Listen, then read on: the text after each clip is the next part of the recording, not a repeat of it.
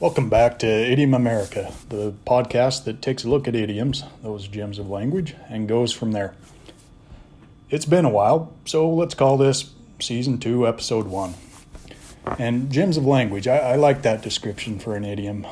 Some little bit of rock or other substance that stands out from the rest of it and has some color to it, and that's also stood the test of time and has some history to it as well.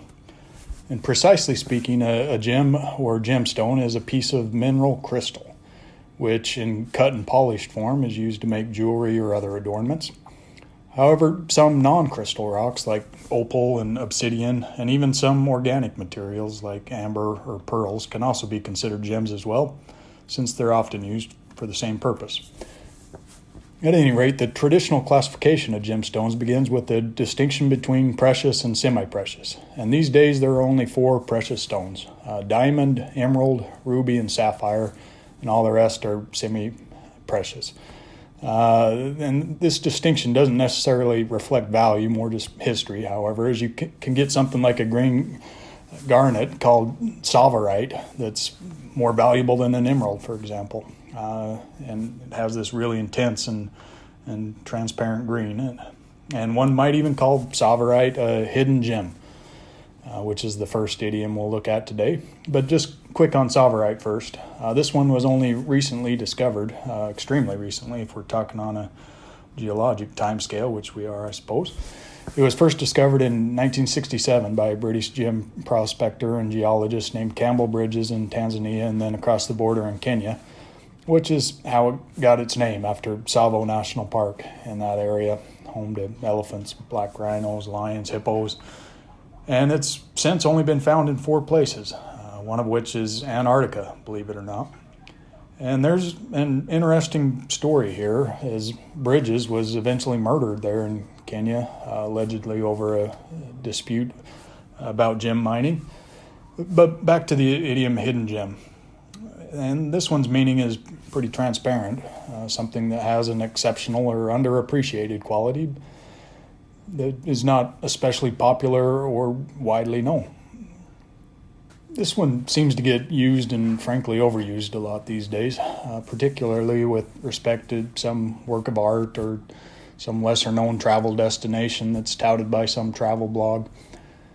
And trying to mine the origin of this one, I took a look again at Google's Ngram, and it seems to first appear in the 1700s, but I'm sure that that's probably just reflective of the limitations of Google Ngram and written records, because I'm pretty sure this one has been around for as long as there have been people seeking out hidden treasure in the ground.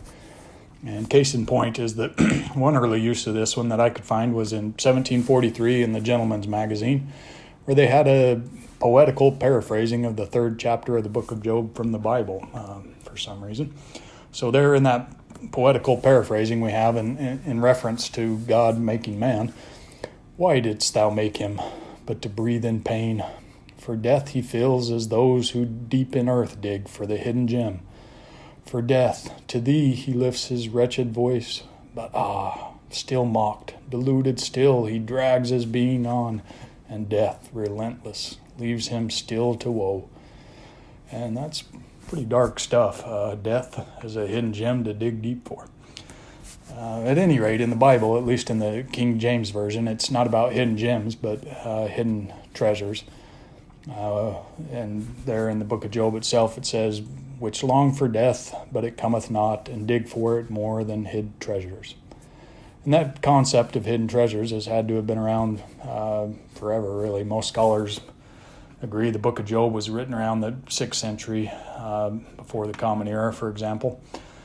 And there are a lot of similar variations here on hidden gem, all meaning about the same thing: real gem, rare gem, absolute gem, undiscovered gem, little gem, precious gem, etc.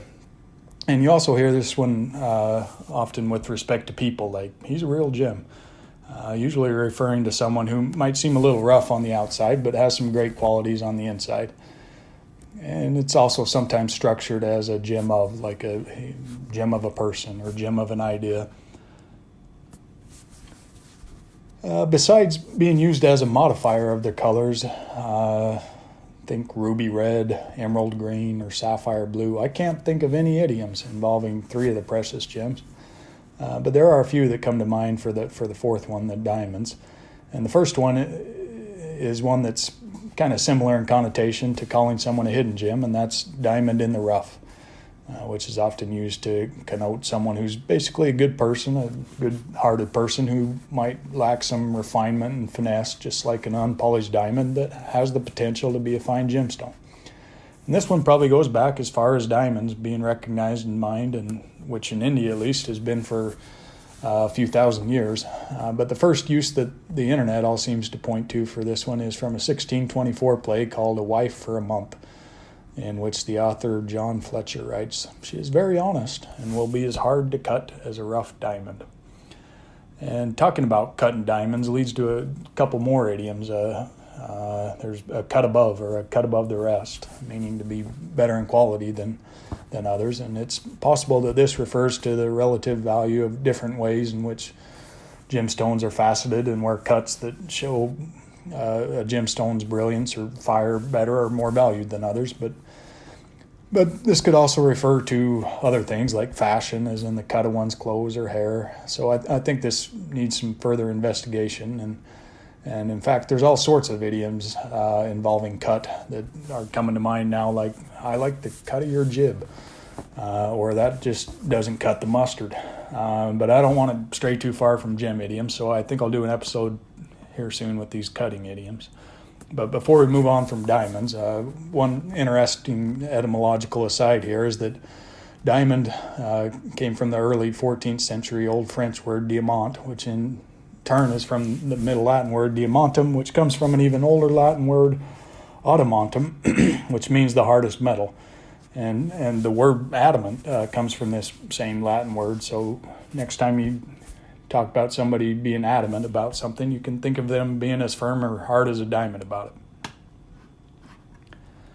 it. The gem that has lent itself to the most idiomatic language has got to be the pearl.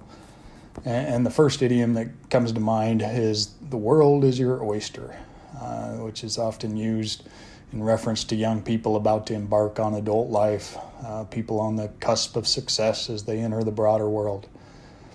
And like so many of the idioms we looked at in season 1 of this podcast, this one too comes from Shakespeare, this time the comedy The Merry Wives of Windsor, in which we have Falstaff telling Pistol, "I will not lend thee a penny," and Pistol responding, "Why, then the world's mine oyster, which I with sword will open." So a little bit more violent connotation originally than what this one's evolved into now, with this idea that if you don't get what you want through ordinary means, you'll use the sword to pry open the oyster and get your treasure that way. And that actually makes a little more sense, I think, than this idea we now have about the world being ripe for the taking for a young college graduate. Hence, the world is their oyster. It's kind of a strange idiom for that, because oysters are actually kind of difficult to pry open, and you have to use some violence to make it happen. And not only that, but pearls are not all that common in oysters, so maybe there's a touch of wry humor or sarcasm when telling some youngster that the world's their oyster. In reality, you have to gather and kill many hundreds or thousands of oysters to find any pearl at all, so maybe their chances at fortune are not so great. And the rarity of natural or wild pearls led to them being highly valued. You can find cases of hundreds of thousands of dollars for a matched strand of natural pearls.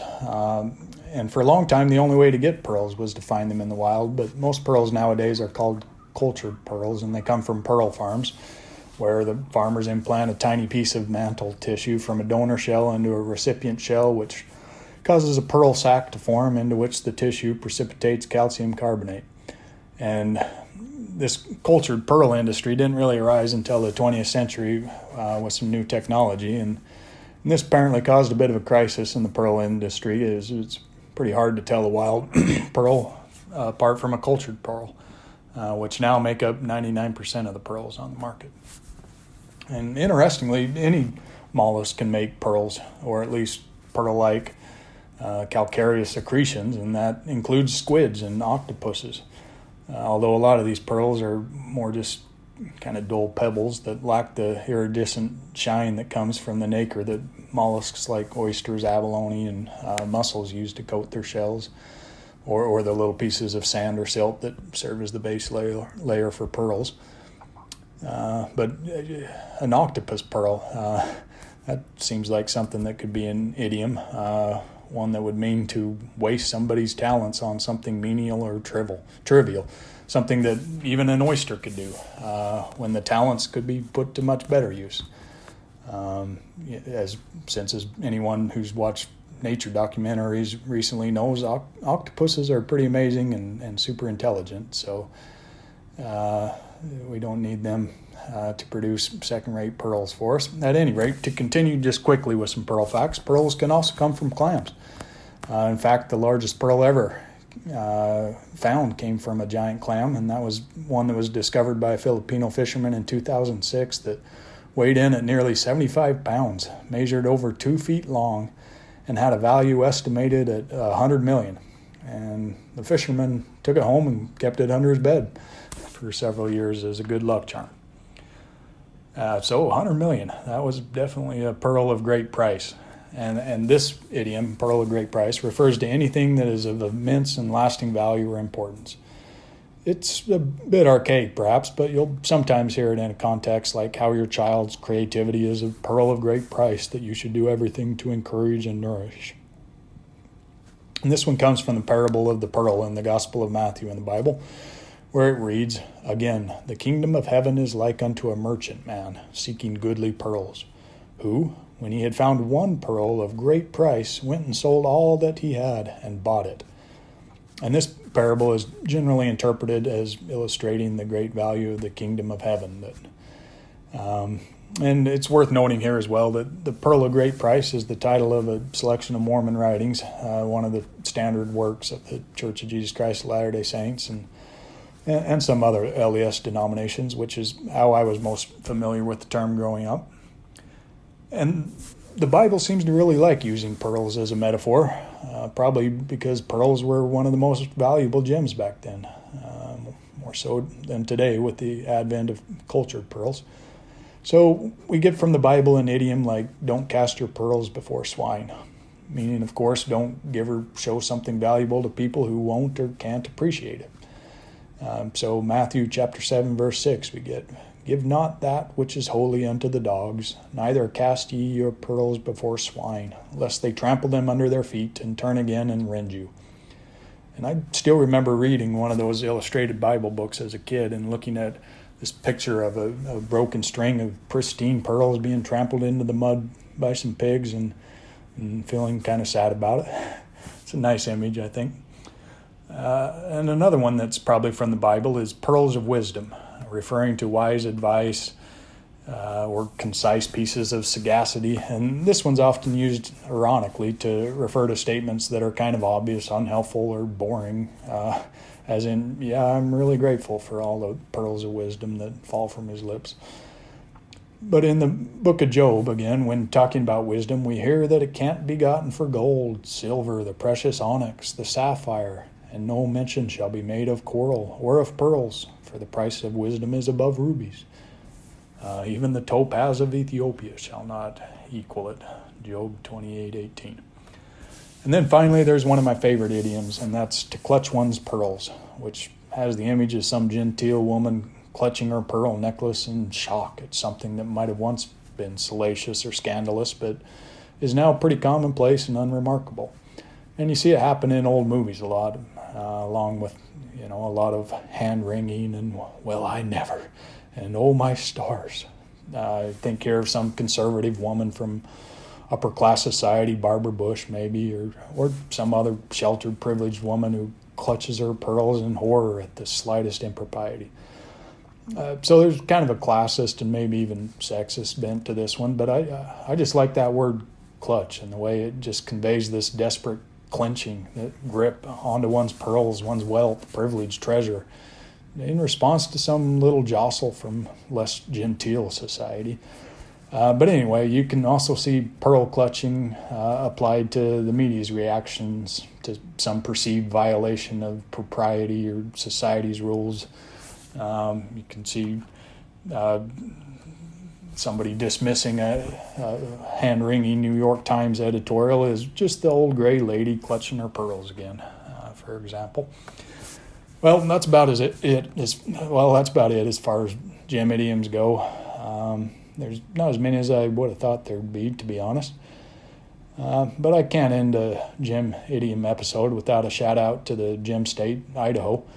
And I actually have a bumper sticker on my car with that on it, Idaho, the gem state, with some really pretty mountains, which is only the second bumper sticker I've had, with the first one being one I put on in 2003 that declared that I'm pro-accordion and I vote. And there's some debate about where that nickname for Idaho, the gem state, comes from, just like there's a lot of debate about where the name Idaho itself comes from. According to one story that it attempts to explain both in one blow, Idaho is called the gem state due to the meaning behind the name Idaho. Supposedly in 1860, a mining lobbyist known as George M. Willing proposed this name to Congress as a name for a new territory. And in the mid to late 1800s, Indian names were popular, and so Mr.